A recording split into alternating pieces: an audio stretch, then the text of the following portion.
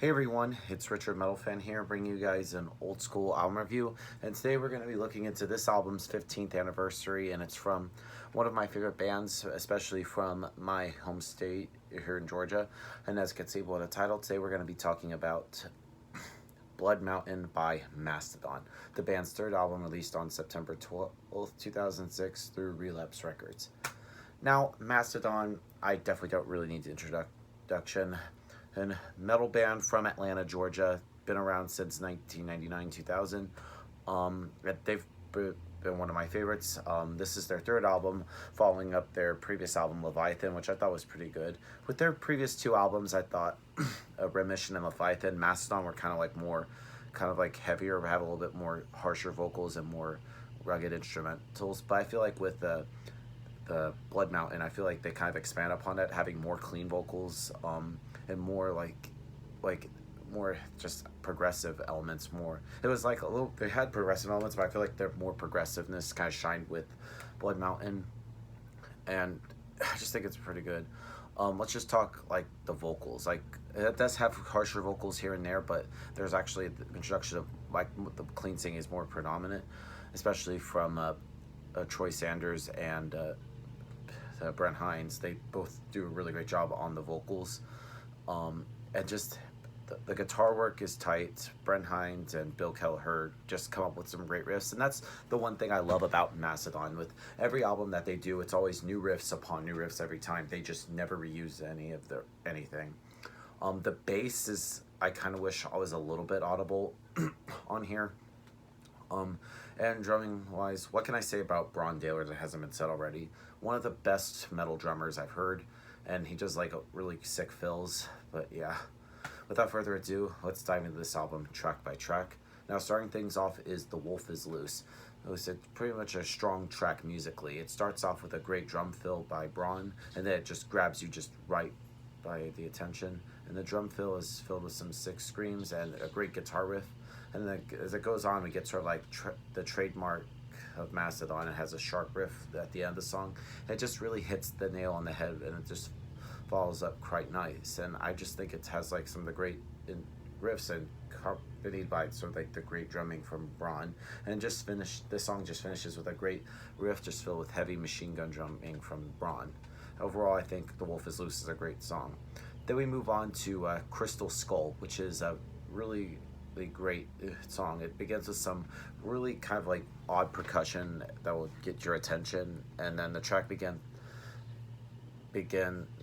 with like just another great riff at Mastodon, and accompanied by Troy's vocals, and it kind of like jumps like in and around vocally for the first part. It may consider a musical fault, but I feel like they make up great for the great riffs, and especially right around the minute and a half, especially in 2.5 minute mark, has some of the best that Mastodon has. And then following that is a guitar solo, and it's a very speedy one, and there's a repetition of the intro riff. It's just a very proggy move, and the vocals on this track kind of sound a little bit obnoxious at the beginning, but it doesn't like drain from the overall quality of it. Moving on to Sleeping Giant, which I think is probably one of the best songs that Mastodon has recorded. It begins with a brilliant, slow, yet emotionally moving intro, probably one of the best intros in Mastodon's entire catalog, and then following is a great verse, which is followed by a great intro riff, and the riff was altered a bit and becomes like a little mid-section solo, and it progresses as you get to like your over 4.5 minutes to 5.5 minutes. It's quite, in my opinion, the most darkest and most spacey passage Mastodon has written, and it makes like the first impression that should just leave you just in awe. Next up is Capillion Crest, and it's a very proggy tune, and it just follows with yet another great riff. And it just gets into some great ear-piercing screams, and then following the two verses, it just goes on to a little adventure, and it just accompanies by some really fast like time changes from Braun, and it just, I don't know, it's a very great song, very progressive.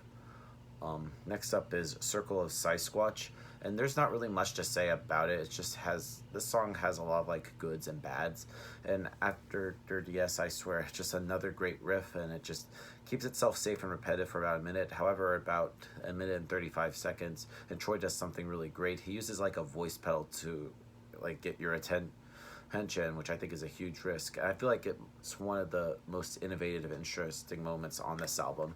And the voice pedal is like the last bit of the song just saves it from being like kind of mediocre. Moving on to track 6, which is called Blade Catcher. So we're about halfway through the album. Is like the most controversial for what I heard, which follows like another credible intro riff, which feels like some dual assault of like acoustic guitars, and then the song breaks into like fast-paced, heavy, odd composition, which I think is a weird like noise in the background around, but I feel like it has a variety of effects, and it's a really strange song, but I just think it's very original in a way. Then we move on to the second half of the album, and kicking things off is the song Colony of Birchmen. Which I saw this song was nominated for a Grammy, and for me this was the first song I ever heard from Mastodon back in like 06, 07, and that pretty much what made me a fan of the band. And it has some great riffs, and it's a little bit too much repetitiveness, but the one thing I love about this song is the main solo, which stands out. It has also the Hand of Stone solo and like the Crystal Skull solo, and I don't know, but I just think it's a great song, and it has some really great powerful vocals. Like that chorus just really just hits you with that "Gone away, my heart's gone and away, take it in." Just very great powerful chorus. And then we move on to Hunters of the Sky, which I think is, in my opinion, one of the most underrated songs on the album. It has it all. Some great riffs and some great drumming from Braun. And although this song is a little bit repetitive at times, it has a pure heaviness which is consistent throughout. Next up, we get to Hand of Stone, which is another underrated song. This has a very sludge content. The beginning is very unkested. From about like a minute and a half, it has one of the best riffs on the album. It's an interesting play, and this song features the fastest solo on the album, and it's nice to hear some very complex solos in here. If you're a fan of like Mastodon or progressive metal in general, you should check this song out. Next up is This Mortal Soil. Now, this song, I just can't even explain with how amazing this is. Like, it's just perfect song, 10 out of 10. Moving on to Siberian Divide, which I feel like this song is kind of the weaker tracks on the album, but I feel like yet again the song just pulls you in, and there's like the positive aspect of the song is that it goes back and forth with sort of like the light and heavy style, which is definitely a plus for this album. And there's like some odd uses of instruments on this track, which is another huge plus, and this reminds me of like heaviness at times, hymns with kind of similar to Hunter of the Sky, which is a great song. Then we close things out with Pendulia's Skin, and which I think is one of the best songs, which has a very great acoustic passage that runs and collides with like almost like a country like parts, and it's a very strange song. But then again, Mastodon is kind of a strange, which isn't a bad thing, and this song can be annoying at times, but it's a very odd, it's a beautiful solo. It's a great way to finish the album. The only gripe I have is like it's about 16 minutes of it, and then the 22 seconds is just pure silence with the final minute of sort of like a fan talking, which is a very strange song. And overall, Blood Mountain by Mastodon, I feel like is kind of like a new beginning, new era of the band, which they would kind of continue on to this day. So if I were to give this album a score, I'm going to give Blood Mountain by Mastodon a solid 9 out of 10. And it's a pretty good album. So yeah, that's my review of the album, guys. Let me know in the comments what you guys think about the album, and I'll see you all in the next video. And as always, keep it metal.